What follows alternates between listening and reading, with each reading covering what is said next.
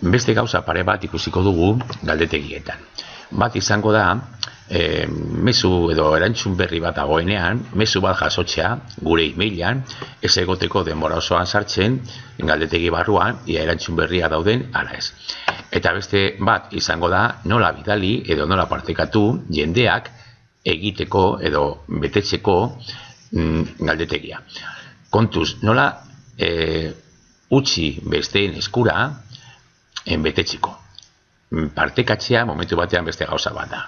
Beste erabiltzaile batekin, partekatzea izango da, berak ere, gehitzea galderak edo lan egitea galdetegian. Ikusiko dugu nola jaso mezu hori. Zakatzen badugu erantzunetan, hemen badaukagu 3 puntuetan, lehenengo aukera. Jaso posta elektroniko bidezko jakinarazpenak. Ni badaukat ja aktibaturik, orain desaktibaturik esango dut, berriro aktibatu. Ikusi aldugu nola dagoen aktibatuta klik horretan.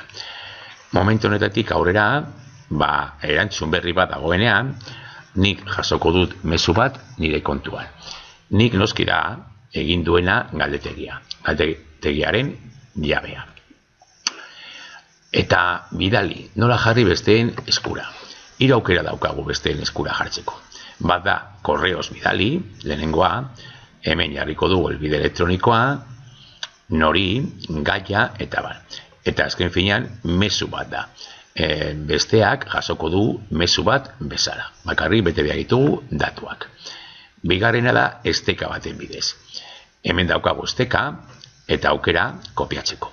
Kopiatzen badugu esteka, gero, kopiatzen badugu, kopeta egin da, esteka hori itxasiko dugu edozein lekutan. Dokumentu batean, edo web orri batean, eta sakatzean, zabalduko zaie, galdetegia. Eta azkena da, inkrustatu. Txertatu, adibidez, site batean.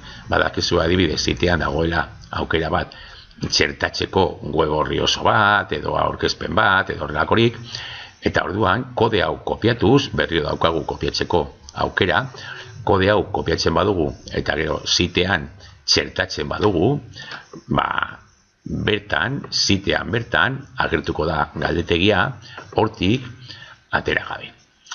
3 aukera orduan, mezu elektronikoa, esteka baten bidez, klik egiterakoan joango da galdetegira, edo zuzen, inkrustatu, sartu, blog batean, ala site batean.